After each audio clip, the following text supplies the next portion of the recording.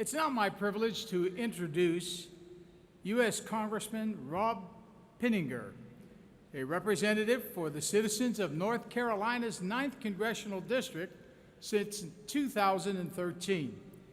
Mr. Pittenger served in the North Carolina Senate from 2003 to 2008 before being elected to his present district in the U.S. Congress. His top priorities include targeting terrorism financing, advocating increased global cooperation in the fight against ISIS, and, of course, helping American families and businesses to protect against terrorist attacks. Comrade and distinguished guests, please help me welcome, from the North Carolina 9th Congressional District, Congressman Rob Pittenger. Thank you, sir.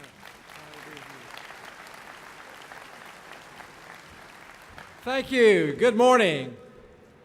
What a great privilege for me to be here with you this morning, to honor you for what you've done in behalf of our country. You know, I'm a Texas boy. I grew up in Texas. My wife moved me to North Carolina. Hey! She moved me to North Carolina. She unfortunately didn't like Texas, so I came here 30 years ago. But growing up in Texas, we had a famous judge named Judge Roy Bean. You remember Judge Bean? Well, he was the judge, he was the jury, he was the sheriff, he was everything about law and order in Texas. On one occasion, a couple cowboys got liquored up in the saloon and got in a fight with each other, and one of them pulled out a gun and shot the other one. And the judge came in and said, "Cowboy, it looks like we're going to have to hang you Saturday at noon out on town square for killing this other cowboy." So all the town folk, they gathered out in the town square and put the cowboy up on the platform and put the noose around his neck. And the judge said, "Well, cowboy, is there anything you'd like to say before we hang you?" He said, "Nope." Well, about that time, in the back of the crowd out there in the square, there's this hand waving. And the judge looked back there. Well, that was a big hand waving. Well, it was the congressman. And he said, "Well, Congressman, is there something you have a concern?" He said, "Well, if the cowboy don't have anything to say, I'd like to say something."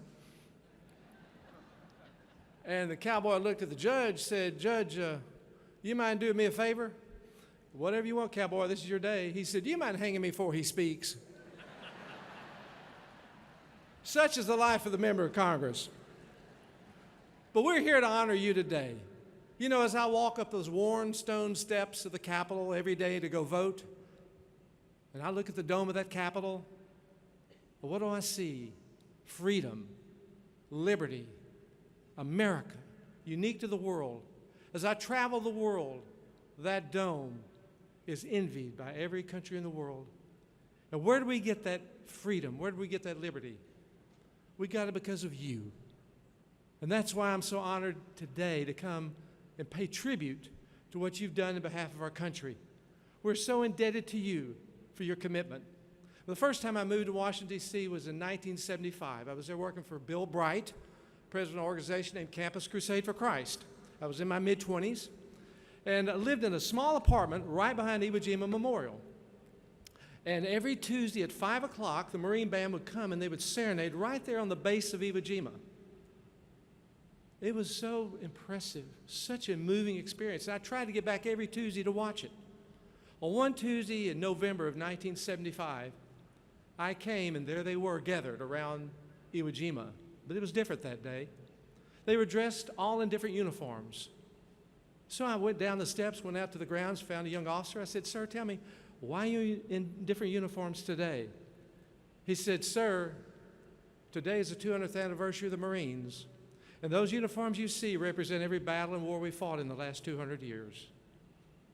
My heart was gripped with the reality of the hundreds of thousands, and yes, over 1 million lives have been given to protect my freedom and my liberty. We're so grateful for you. Our country is in so much debt to you. You have done your part to secure our freedom. You know, when they make those tombstones, we won't see our own, but we've seen others. It says the year we were born, then the year, ultimately, they'll put on that we die. And in between it is a dash. What's in that dash? What's in between the years we were born and the year we died? It's all about that dash. You all have made a difference in your dash. You've made a difference so that each one of us can live in this special, unique country that we need to preserve in every respect. So we have much to do to support you. We need greater accountability. We need greater transparency inside that VA. And I know the secretary, he's a man of integrity, and I appreciate the work that he's doing. And it's a massive work that needs to be done. We don't need to have cost overruns of $1 billion, wasting taxpayer money and money that could go to you. We need to have the ability for you to access the VA in a timely way. We have my district director is here today. He handles about 500 cases at any given time, Robert Becker. So we have to be accountable to you. Over the last 18 months, we've passed 33 bills in the House of Representatives that would improve care for veterans, legislation allowing VA employees to be fired for misconduct, and legislation allowing bonuses to be revoked for employees who contribute to poor care.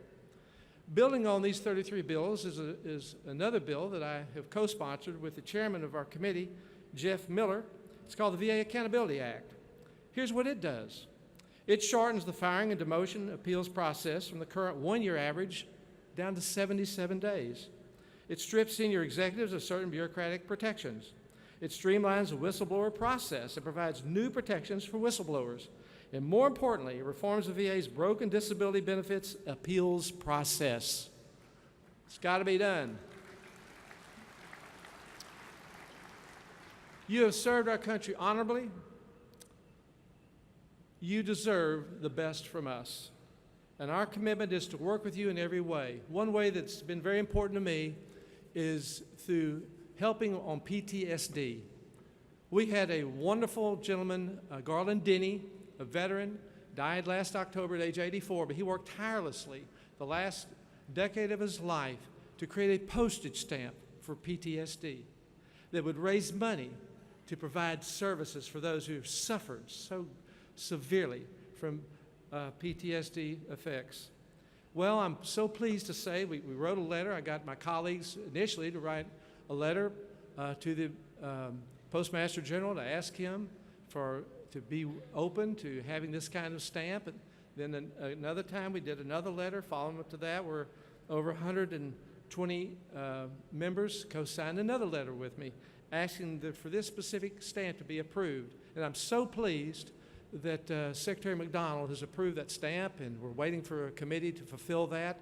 But this will be something very special that will raise tens of millions of dollars for veterans who are suffering so severely from this. We have much to do, but yes, thank you.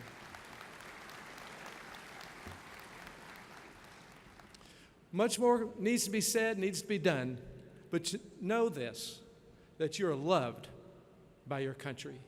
Every one of you. This country was a gift from God, and we share the liberty and the privilege we have of living here. And too much is given, much is required. So you've given much, and we have much to give back to you. So know that we're committed in our Congress to provide the leadership that needs to be done to give the kind of transparency, the kind of accountability that's going to serve you for the honor that you've given to our country. Thank you so much. God bless you.